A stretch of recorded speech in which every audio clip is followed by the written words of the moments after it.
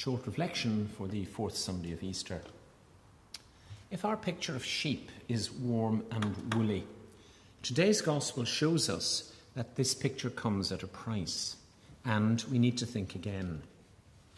Jesus in St. John's Gospel, when speaking about the sheepfold, begins by speaking of thieves and of bandits, who come not to tickle and to take selfies, but to steal, to kill and to destroy. Now this, I would suggest, is an essential shaft of realism to bring to a picture of everyday life, shepherding. Sheep and shepherds are not the stuff of picture postcards. They are the stuff of real estate, and real estate is worth stealing, worth killing and destroying for. The shepherd with the sheep is a picture that carries such weight and such imaginative power in the love that we have for Jesus Christ and the love that Jesus Christ has for us, that we need to see its protective side as well as its romantic side. Sentimentalism about shepherding has, over the years, wreaked havoc about ministry itself. Once again, if our theme throughout the season of Easter is the theme of hope, today's Gospel gives us some real sense of what hope is and how hope works. Hope is not about vague notions. Hope needs to be open-eyed and open-eared. It needs to be able to spot a fraud every bit as quickly as it spots a friend. It needs to be able to read the telltale signs of exploitation and manipulation every bit as instantly as it is ready to reach out and embrace someone who looks keen to lead and to guide, but in leading and guiding takes the sheep in the wrong direction and into a place of danger and destruction. As is the case with many parables, there is scope for each person who hears them to interpret them separately and differently. However, there is one theme here that is inescapable. It is the theme and the tension between trustfulness and fraudulence. It is the choice between life and death. And Jesus makes this very clear as a theme of the total sweep of St. John chapter 10. I came that they may have life and have it abundantly. Now you may wonder how we got here. We are very accustomed to the language of the Good Shepherd. It just feels right. But as children of the resurrection, that's just not enough. I myself wondered how we got here, so I went to have a look. Chapter 10 in St. John's Gospel is preceded by chapter 9. Could I state anything more obvious, I ask? But chapter 9 is given over entirely to the healing of a man born blind and to the extended battle that Jesus has with the Pharisees in doing this healing.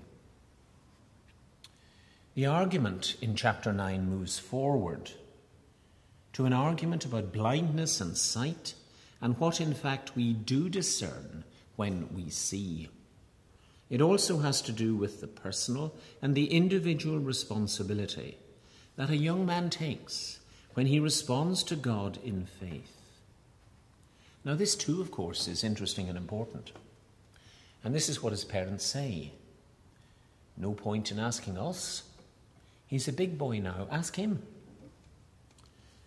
The Pharisees show that they cannot come to terms with this young man's physical disability and godly healing. And they delight to tell him how they cannot take seriously his fresh insights as a child of God. This is what they say. Who are you to lecture us? They retorted. You were born and bred in sin. So they turned him out. It still happens. Disability is deeply misunderstood. The passage finishes with Jesus giving a very stark assessment of the Pharisees. And in this way, it forms the immediate backdrop to chapter 10 on good and bad shepherding. St. John chapter 9, verse 41.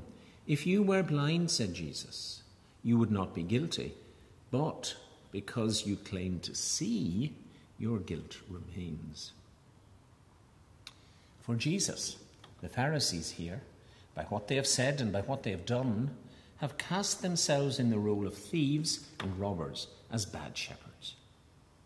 Jesus is warning about those who speak but cannot be trusted, about those who lead but ought not to be followed, about those who are in fact spotted, understood and discerned by the sheep themselves as arrant venial frauds. The sheep will not heed them, because the sheep are themselves smarter than we often give them credit.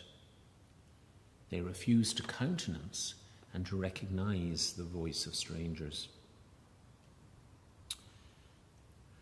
I imagine that we're more accustomed to taking home a message of hope from the parable of the Good Shepherd, and it's right that we should do so. However, in the mature understanding of hope, in the search for the good and in the response to the good, it's essential to discern the bad. Jesus depicts himself as the door of entry and as the door of safety. As the door in his own person, Jesus offers the hope of a secure exit and entrance and the hope of feeding and flourishing on the good pasture beyond. Not only is Jesus the way, the truth, and the life, Jesus is also the door, the entrance, and the exit. St. John chapter 10, verse 9. I am the door. Anyone who comes into the fold through me will be safe. He will go in and go out and find pasture.